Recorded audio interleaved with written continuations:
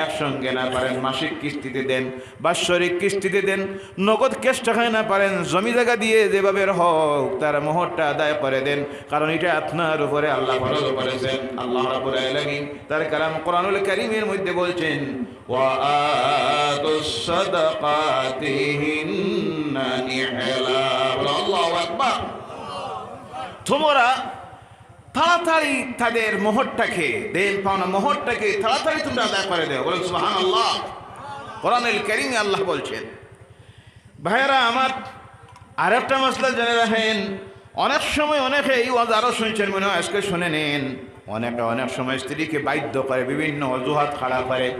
বিবাহের প্রথম রাত্রি, বাসর রাত্রি, স্ত্রী ঘরে গিয়েছে, অপরিচিত মহল, জীবনের সঙ্গে তার কোনো সাক্ষাৎ হয় না, অপরিচিত একজন পুরুষ, লজ্জায় তারা বাধা দিতেছে, মনের মধ্যে বিভিন্ন চিন্তা আসতেছে।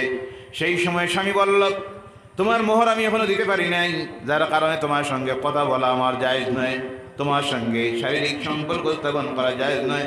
তুমি যদি মোহরের দাবি ছাড়ো তাহলে তোমার সঙ্গে আমি কথা বলবো। এবার বলুন, এইভাবে কোনো বেমরুদ বেয়াদব বউ আছে নাকি বলবেন আগে টাকা দেও? জি, হওয়া সম্ভব আছে? লজ্জায় হোক যেভাবে হোক তখন বলল, আমি তো মোহরের কথা বলতেছি না, মোহরের তো দাবিও কোনোদিন করি নাই, এখনো করতেছি না। আচ্ছা ঠিক আছে, দাবি ছাড়লাম। এই দলিল পাইল মোহরের দাবি ছুটে গেছে। জি, ছুটে গেছে, ছুটে গেছে। এইভাবে ফিকহের কিতাবে আসতেছে, এইভাবে যদি দাবি ছুটানি হয়, দাবি ছুটে না। আবার অনেক সময় দেখবেন কেউ মারা যায়, মারা যাওয়ার পরে যখন লাশ নেওয়া হয় তখন স্ত্রীর কাছে গিয়ে মোহরের দাবি ছুটানি হয়। এর মতো নির্লজ্জ বেহায়া আল্লাহর জমিনে আর, কারণ 60 বছরের দাম্পত্য জীবনের জিন্দিগি এর লগে চলল, সব তুমি পারলা, বাড়ি বানাইলা, গাড়ি বানাইলা, জমি বানাইলা, সব পারলা, কিন্তু এই স্ত্রীর 1 লক্ষ বা 2 লক্ষ টাকার মোহরের দাবি আদায় করতে পারলা না। এর মতো গরিব আর এতিম আর মিসকিন আল্লাহর জমিনে আর আছে? এই অবস্থাটা করবেন না। অনেকে মনে মনে ভাবতেছেন হুজুর নাম্বার ওয়াজ দিতেছেন, আপনি কি মোহর দিয়া দিচ্ছেন? আলহামদুলিল্লাহ, বলেন আলহামদুলিল্লাহ। মোহর ছিল 60,000, দিছি 2.5 লাখ। সুবহানাল্লাহ বললেন না? আমি দেখলাম একটা 2 বছর 3 বছর গেছে গিয়া, একটু বেশ হোক, আলহামদুলিল্লাহ দিয়ে দিছি। প্রত্যেককে আল্লাহ দেওয়ার তৌফিক দেখ। সকলে বলেন আল্লাহুম্মা আমিন। আর জোরে বলেন আল্লাহুম্মা আমিন। মোহরের অধিকার দিল ইসলাম, সবচাইতে বড় যে অধিকারটা দিল ইসলাম, ভাইয়েরা আমার, সেই সময়ে নারীর পিতার সম্পত্তিতে কোনো অধিকার ছিল না।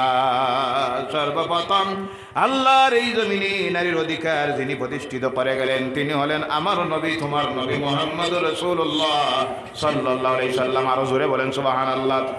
ক্লিয়ার। আল্লাহ রাব্বুল আলামিন তার কালাম কোরআনুল কারীমের মধ্যে সেই কথা বলে দিলেন, লিল-যাকারি মিসলু হাযিল উনসায়াইন। বলো আল্লাহু আকবার। একজন পুরুষের সমান 2 জন নারী। কয়জন?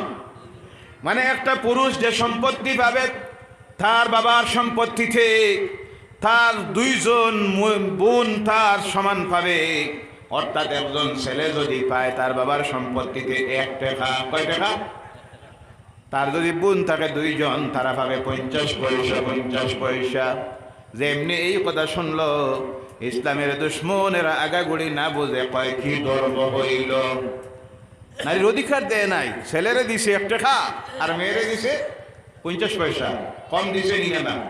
জি, কম না বেশ? হিসাব বুঝুন না আপনারা? করিমগঞ্জের মানুষের হিসাব না বুঝলে কে বুঝতো? জি, সবচাইতে বেশি হিসাব বুঝেন। আলহামদুলিল্লাহ, খারাপ না করিমগঞ্জ জেলার মানুষ, কথা ঠিক কিনা? কারণ প্রবাসী জীবনে বেশিরভাগ থাকেন সৌদি আরব, বিভিন্ন দেশে যারা আছেন, ভারতের বিভিন্ন রাজ্যে বিভিন্ন সূত্রে আপনারা আছেন, ব্যবসা বাণিজ্যে বিভিন্ন সূত্রে যারা যেখানে আছে আল্লাহ হেফাজতে রাখুক। সকলে বলেন আল্লাহুম্মা আমিন। প্রবাসী জীবনে যারা আছে, ব্যবসায়ী ভাইয়েরা আছে, আল্লাহ তাদের ব্যবসায় খয়ের বরকত দেন। সকলে বলেন আল্লাহুম্মা আমিন। হিসাব বুঝেন আপনারা, আজকে জবাব দিতে নারাজ, কারণ আমার উপরে নিজের উপরে হিসাবটা পড়ে। ভাইয়েরা আমার, ইসলাম বলছে এখানে পুরুষের 2 জনের সমান একজন মেয়ে পাবে। এই কথা দেখে বেকুফেরা সমালোচনা শুরু করলো, ইসলাম কি ধর্ম হইল নারীরে ঠকাইছে। কিন্তু ভালোভাবে যদি বুঝতো হিসাবটা তাহলে দেখতো ইসলাম নারীরে ঠকাইছে না বেশি দিছে। সুবহানাল্লাহ। কারণ ইসলামের স্লোগান হইল সম অধিকার নয়। খুব ভালোভাবে বুঝেন, বিশ্ব জুড়ে আজকে তারা স্লোগান দেয় নারী পুরুষের সমান অধিকার। কি অধিকার? সমান অধিকার। ইসলামের স্লোগান তা নয়। ইসলামের স্লোগান হলো নারী পুরুষের চাইতে নারীর অধিক অধিকার। সুবহানাল্লাহ। সমান অধিকার যদি স্লোগান দেওয়া হয়, বেকুফেরা বুঝে না। সমান অধিকারের স্লোগান যারা দিতেছে বেকুফেরা যদি একবার চিন্তা করতো, সমান অধিকার স্লোগান দিলে হইব এক প্রথম যে বাচ্চাটা জন্ম নিবে স্ত্রীর গর্ভে, বাদেরটা জন্ম নিবে স্বামীর গর্ভে। জি কথা ঠিক না? এর নাম হইল সমান। এর নাম সমান। একটা বাচ্চা জন্ম নিল, 1 বছর বউয়ে লালন পালন করা লাগবে, দুধ পান করাইতে হবে, আর 1 বছর স্বামী। নাউজুবিল্লাহ বললেন না? এর নাম হইল সমান অধিকার। একদিন জামাই যাইব গাড়ি চালানি ড্রাইভারি, বাদের দিন কইব আমি না তুমি যাও, কারণ সমান হইতো। কোনটা হইতো? এর নাম সমান। এর নাম ইসলাম বলছে সমান না। সমান হইলে অসুবিধা আছে। সৃষ্টিতে আল্লাহ এদেরকে দুর্বল করে তৈরি করেছেন, এদের প্রতি দায়িত্ব আল্লাহ কিছু আলাদা দিয়েছেন, আর তোমাদের উপরে পুরুষ হিসাবে আল্লাহ আলাদা কিছু দায়িত্ব তোমাদের উপরে দিয়েছেন। সমান নয়, এদেরকে বেশি অধিকার ইসলাম দিয়েছে। তোমরা বলো সমান। সমান ইসলাম বলে নাই, ইসলাম বেশি দিছে। কিভাবে? খুব ভালোভাবে বুঝেন। একটা ছেলে পাইল 1 টাকা। কয় টাকা? 1 টাকা পাইল। তার পিতার সম্পত্তির থেকে বিবাহ করতে গেল, যাওয়ার পরে পিতার এই সম্পত্তির থেকে পাওয়া 1 টাকার থেকে 50 পয়সা চলে গেল স্ত্রীর মোহর দিতে। কি দিতে? তাড়াতাড়ি উত্তর দিবেন। কি দিতে? কত পয়সা রয়েছে বাকি? কত? 50 পয়সা। একটা মেয়ে লোক তার বাবার সম্পত্তিতে পাইল 50 পয়সা। যেই দিন বিবাহ হইল স্বামীর কাছ থেকে মোহর পাইল 50 পয়সা। এখন এই মেয়েটার সম্পত্তি 1 টাকা আর ছেলেটার সম্পত্তি 50 পয়সা। এবার বলুন ইসলাম নারীরে বেশ দিছে না কম দিছে? সুবহানাল্লাহ, সুবহানাল্লাহ। আবার দেখেন, এই মেয়ে লোকটার স্বামী যখন মারা গেল, সে জীবিত জমিনে থাকলো, স্বামীর সম্পত্তিতে আর একটা অধিকার পাইল। এইভাবে হিসাব করে করে গিয়ে দেখা যায় এই মেয়ে লোক যা পায় তার থেকে 1 টাকা খরচ করার তার দায়িত্ব নাই। তার খাওয়া দাওয়ার দায়িত্ব কার উপরে? তার স্বামীর উপরে। তার অসুস্থ হইলে ঔষধ করার দায়িত্ব ফরজ স্বামীর উপরে। তার কাপড় চোপড় দেওয়া স্বামীর উপরে ফরজ। তার গড় থাকার গড় দেওয়া স্বামীর উপরে ফরজ। কিন্তু তার যে মোহরের টাকা পাইছে, বাবার সম্পত্তি পাইছে, এই টাকার থেকে 1 টাকাও মরার আগে খরচ করার দরকার। আত্মীয় স্বজন আসে তার বাড়ির থেকে, সব কিছুর ব্যবস্থা দেওয়া স্বামীর দায়িত্ব। বাচ্চা কাচ্চা জন্ম নিল, তাও লালন পালন শিক্ষা চিকিৎসা সব স্বামীর উপরে। তার এই টাকার থেকে 1 টাকা খরচের কোনো দায়িত্ব নাই। এবারে দেখা গেল ইসলাম এখানেও তারে বেশি দিছে। বল সুবহানাল্লাহ। কিন্তু অসুবিধা তৈরি হয়েছে।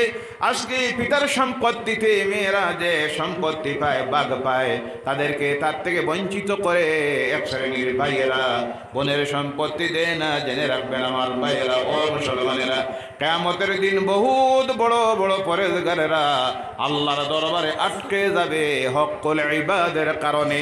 আর বিশেষ করে যে হকের কারণে আটকিবে সেটা হবে নিজের বোনের হকের কারণে। কথা ঠিক কিনা? বহুত ভাইয়েরা আছে বোনের সম্পত্তি দেয় না, বিভিন্নভাবে তারা কলা কৌশলে চায় বোনের সম্পত্তি আত্মসাৎ করতে গিয়া। অনেক সময় দেখবেন কিছু কথা আমাদের সমাজে চালু হয়ে গেছে। এই সম্পত্তি হইল ফরাইজ। কোনটা? ফরাইজের সম্পত্তি। কি নিতে আর লামসাম একটা পয়সা নেও আছে নি না? কে তোমার এই মাসলা শিখাইয়া দিল? তোমার বাবার সম্পত্তি যেটা, তারও বাবার কথা কয়, তারও বাবার সমান নিনা না দাবি, হক সমান নিনা না। অনেক সময় মাসলা বাইর করে বাড়িতে বনির কোনো দাবি। কোন কিতাবে লেখা? তোমার বাবার বাড়ি বনির বাবার বাড়ি নিনা না। অনেক সময় বলা হয় এটা তো ফরাইজের সম্পত্তি। চলিত মূল্য দেখলে হবে না। ফরাইজের সম্পত্তি হাট বাজারে যদি 10 লাখ চলে, ফরাইজের সম্পত্তি 2-3 লাখ। তাহলে বইনে যদি কয় ভাই আমিও দিমু তোমারে 2-3 লাখ, বাড়িঘর জমিন সব ছাড়িয়া তুমি যাও, বেইনসাফি হইব? বেইনসাফি হইব? তারও বাবার হক, তোমারও বাবার হক। তোমার বাবার সম্পত্তিতে যে দাবি, তারও সম্পত্তিতে দাবি। আবার অনেক সময় অনেকে বাধ্য করে, ঠিক আছে সম্পত্তি নিয়েও, কিন্তু যেদিন নিবে সেই দিন থেকে আমার সঙ্গে তোমার সম্পর্ক শেষ। বলো নাউযুবিল্লাহ। সম্পত্তিতে সম্পর্ক রাখে আর যায়, জি ইসলামে এটা কইছে। সম্পর্ক তো হলো ভাইয়ের বোনের, ইসলাম ভাইয়ের বোনের সম্পর্ক লাগাইয়া দিছে, মহব্বতের সম্পর্ক।